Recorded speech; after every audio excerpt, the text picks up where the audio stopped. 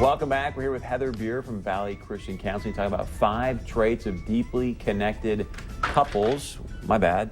Let's move on to number 3, please. Number 3, positive interactions. So this has to do with listening and playfulness. And so being able to listen to your spouse or your partner is a big deal. So what would make you feel like you were being cared for if Jaron was listening to you?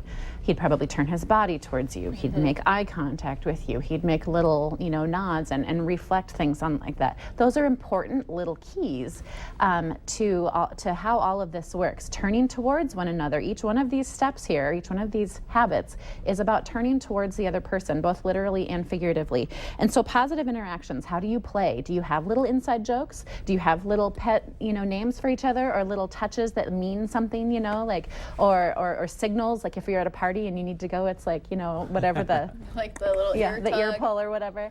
Get me out of here. Because those are the special little things, the special ingredients that make things just a little bit more intimate than the average relationship. You don't often have pet names and things like that for your friends and and your coworkers and stuff like that. Maybe you do, I don't know, but those are special things that create that bond of intimacy between the two of you. And so I think when I talk to couples who come into my office, those are things that have usually gone out the window. It's like we're not curious about each other anymore. We're certainly not sharing our own stuff with each other because, a wall has usually been built up.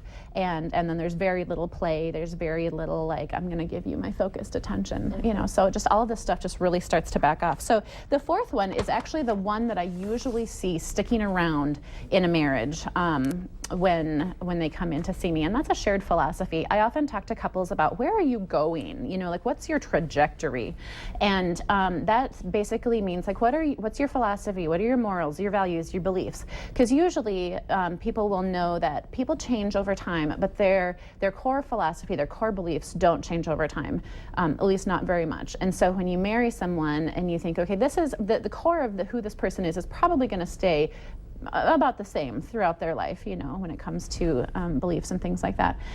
But are you headed in the same direction with all of those things? And so I'll talk to people about, so what are you doing with those shared philosophies, those values, and what direction are you going? Because if you think about the 2-degree difference, like over time, if you're getting off course a little bit and separating yourselves, that wall is building over time, just 2 degrees makes a big difference over time. 2 people start getting further and further and further apart. And this is just one of those things that is really core, I would say. And this is one that this usually sticks around in a marriage. I don't often see where 2 people have gone like, one person has totally jumped off ship of like, their faith or anything like that. It happens sometimes. But then the last one is reinforced commitment.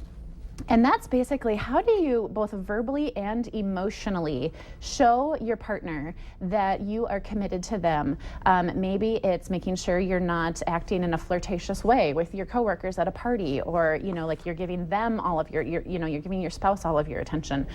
Maybe it's the things that you say, like talking up your fiance or your hubby, when you're out in public. That's a really big deal, like talking about all of the good stuff. That is a huge trust builder. And so this has a lot to do with trust and a lot to do with like, how do you share your time together? How do you share who you are with one another and take those risks? But to be able to portray that commitment through either verbally or just your actions, I'm going to stick next to my hubby, if I'm in a place where maybe I'm uncomfortable or something like that, and ways that he can show me things that he's committed to me, put his arm around me. It's the little things. It's all of the little things that add up over time. Super important. Right. Very important. Thank you, Heather. Yeah. Great stuff.